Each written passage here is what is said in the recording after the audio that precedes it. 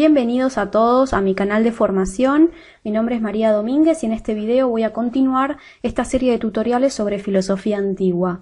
En el video anterior habíamos visto a los filósofos presocráticos de la escuela jónica, Heráclito, Anaximandro, Anaxímenes, Tales. Y en este sentido vamos a ver ahora mismo a otros presocráticos muy interesantes que fueron los pitagóricos, con el famoso Pitágoras a la cabeza. Pitágoras nació en Samos. El punto culminante de su vida hay que situarlo en el en el año 530 a.C. y murió en el siglo V a.C. Las doctrinas de Pitágoras se extendieron por gran parte del territorio, incluyendo toda la parte de Italia meridional y de Sicilia. Entonces, vamos a estudiar un poco la escuela pitagórica. A Pitágoras realmente no nos dejó muchas obras escritas. Sus enseñanzas fueron predominantemente una enseñanza de tipo oral, con lo cual no nos llega mucha información. Pitágoras, una cuestión interesante es que la escuela que formó se configuraba en una especie de confraternidad religiosa, ¿no? Una especie de secta. De hecho, muchos lo llamaban secta pitagórica. Ellos proponían, ya veremos, un determinado tipo de vida, ¿no? Y ese tipo de vida estaba basado en la generación de conocimientos. De hecho, ellos generaron muchas doctrinas, muchos cuerpos de conocimiento y avanzaron muchísimo en las matemáticas. Y estas doctrinas que ellos realizaban dentro de su escuela eran secretas, no las iban por ahí revelando a cualquiera. ¿Por qué decimos que la filosofía con Pitágoras se perfecciona? Porque si tenemos en cuenta que anteriormente los filósofos presocráticos andaban por ahí buscando la esencia de las cosas, el arché, y lo buscaban en elementos muy materiales como el agua o el aire, Pitágoras va a decir que no es ni el agua, ni el aire, ni el apeiron, como lo habían descrito otros filósofos anteriores, sino que va a ser el número, aquel elemento que va a configurar la realidad toda. Y ya veremos qué significa esto. Porque para los pitagóricos la idea central es que el número es el elemento que configura toda la realidad, formando una especie de armonía matemática.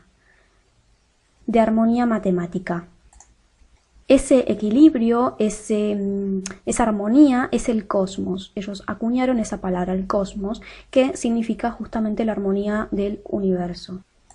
A primera vista esto nos puede sorprender, esta idea de que los números forman la realidad, pero si nos ponemos a pensar tampoco es tan disparatado. Después de todo, en la naturaleza está regida por muchas leyes numéricas, por ejemplo, todos los tiempos de gestación, los ritmos biológicos de los animales, muchos fenómenos de la vida están regidos por aspectos matemáticos, las estaciones del año, los días, bueno. Pero si hay algo que explica todavía más cómo es que los pitagóricos pensaban que el número era la realidad misma, es el significado arcaico que se le daba en ese momento a los números. Cuando nosotros pensamos en el número 2, por ejemplo, no creemos que es una cosa concreta, creemos que es una abstracción, algo abstracto, no material. Pues bien, los pitagóricos, hijos de su tiempo, creían que los números eran cosas concretas, materiales, eran una especie de masas circulares que, como si fueran átomos, constituían toda la realidad. Entonces el número es una cosa material para los pitagóricos. Bueno, esto lo lleva a realizar una serie de afirmaciones realmente disparatadas sobre los números, ¿no? A establecer relaciones donde no las hay. Ellos decían que los números pares y los números impares tenían características diferentes, asociaban los números impares con la masculinidad, asociaban los números pares con la feminidad. Por último, también consideraban que los números pares eran rectangulares, mientras que los impares eran cuadrados, porque si, como vemos en la figura, agrupamos como si fueran piedrecillas, como se hacía antiguamente las masas que serían los números, como vemos aquí, si ponemos números impares, una piedrecilla, 3 piedrecillas, aquí tenemos 6, bueno, perdón, 5. Como vemos, si agrupamos estas piedrecillas de números impares, vemos que se forma un cuadrado. Y de la forma contraria, si agrupamos piedrecillas de forma par, o sea, todas las piedrecillas de forma, configurando filas pares, se configuraría un rectángulo. Este tipo de afirmaciones era lo que decían los pitagóricos. Fíjense que es bastante disparatado. Otro aspecto realmente interesante es que para los pitagóricos el número 10 es un número perfecto, porque si ustedes se dan cuenta, visualmente se simboliza mediante un triángulo equilátero y está formado por los 4 primeros números cuyos lados consisten en el número 4.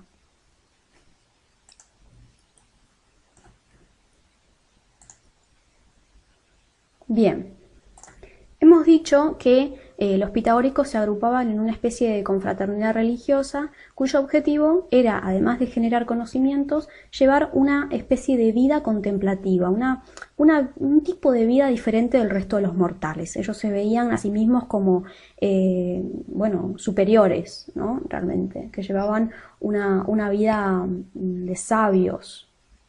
¿Y cómo era esa vida contemplativa de los pitagóricos? El objetivo realmente era purificar el alma. Purificar el alma es liberarla del cuerpo.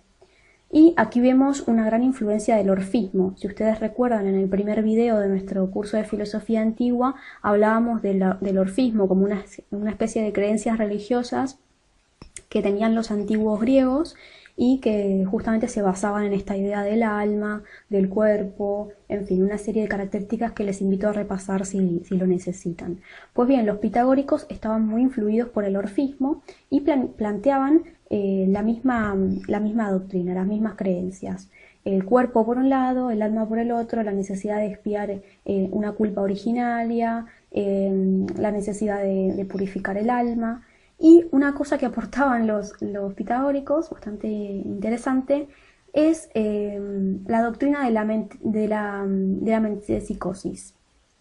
De la mente en psicosis, difícil de pronunciar, dentro de la filosofía, que es una doctrina según la cual el alma, debido a esa culpa originaria, debe reencarnarse en sucesivas existencias corpóreas, es decir, la teoría de la reencarnación, para decirlo de una manera más natural. Evidentemente él creía que el alma se reencarnaba en distintos seres, no solamente en seres humanos, sino también se podría incluso reencarnar en animales y en plantas. Por eso él Pitágoras tenía una serie de reglas sobre alimentación. Él era vegetariano prácticamente, no comía animales y solamente comía algunos tipos de vegetales. Entonces era muy riguroso en esta doctrina. Utilizaba también muchos rituales de purificación que son bastante originales respecto a las doctrinas órficas. Los órficos, para profundizar en este tema, los órficos realmente apelaban a celebraciones místicas, se vinculaban a la mentalidad mágica, ritualista. Los pitagóricos, más que esto, consideraban la ciencia como senda de purificación. Y esto fue realmente importante para la filosofía, para que se vaya desligando de ese pensamiento mágico, de ese pensamiento ritualista o religioso, órfico, digamos. Digamos entonces que la ciencia o el conocimiento científico permitía al alma liberarse del cuerpo, purificarse. Pero también existían una gran cantidad de aspectos morales, de normas bastante absurdas. Algunas prácticas parecen bastante absurdas y que, hay que entenderlas de una manera alegórica, ¿no? Metafórica. Por ejemplo, algunas de estas normas que tenían los pitagóricos era no atizar el fuego con el cuchillo. Esto significa no excitar con palabras duras a quien se haya encolerizado. Otra regla, no recibir golondrinas en casa. Esto significa no hospedar a personas curiosas. Otra norma era no comerse el corazón, que significa no afligirse con amarguras. No comerás habas, que fue interpretado de distintas maneras por distintos pensadores. Bueno, como vemos, la ciencia con Pitágoras se convierte en algo místico porque fue utilizada como vía de purificación para el alma para acceder a la vida con los dioses. Esto se llamó vida contemplativa y puede decirse que fue inventada por los pitagóricos.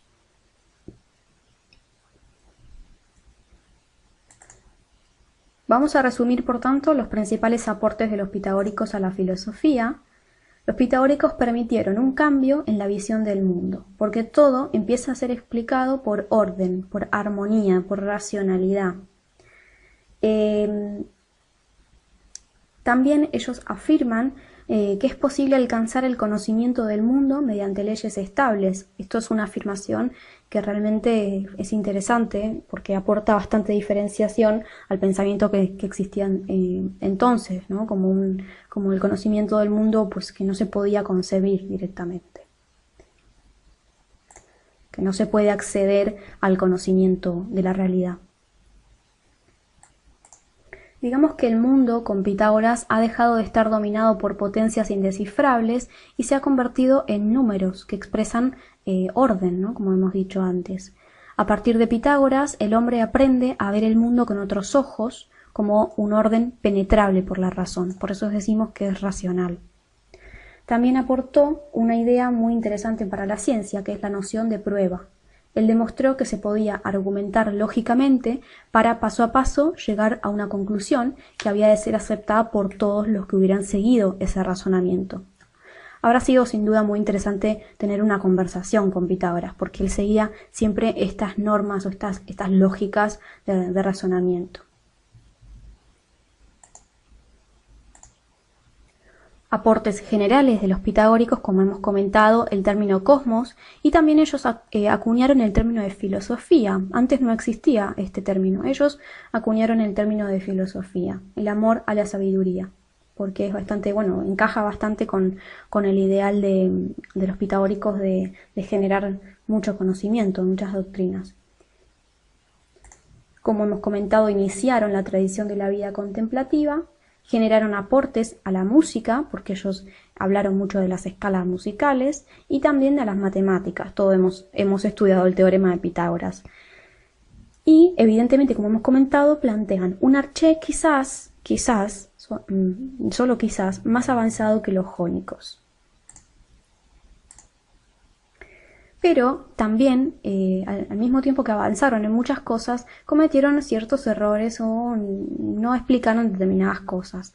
Por ejemplo, no explicaron la relación entre alma y número, mantuvieron creencias órficas y su visión del número era bastante arcaica, como hemos comentado, lo que los lleva a establecer relaciones exageradas entre los números y la realidad. Las influencias del pitagorismo, como hemos comentado, son inmensas. En su momento histórico concreto influyeron mucho, pero también posteriormente en la Grecia clásica a Platón y Aristóteles.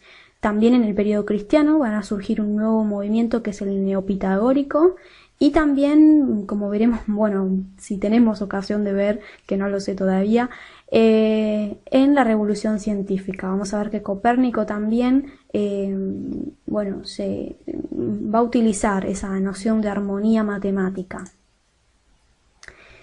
Pero sus enseñanzas también fueron bastante controvertidas, porque la vida de Pitágoras llegó a alcanzar un carácter divino. Se le atribuyen muchos mitos a la vida de Pitágoras y se atribuyeron muchas leyendas para engrandecer su figura.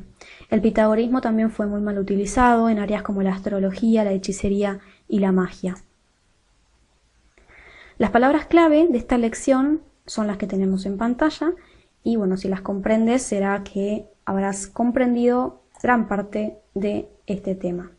Así que bueno, hemos terminado con esta iniciación a los pitagóricos. Espero que te haya interesado. Si te ha gustado, dale a me gusta, suscríbete al canal para estar al día con los videos que se van subiendo. Y te espero en el próximo video. En el próximo video vamos a hablar de otro filósofo bastante interesante que se llama Genófanes. Así que los espero para hablar sobre Genófanes.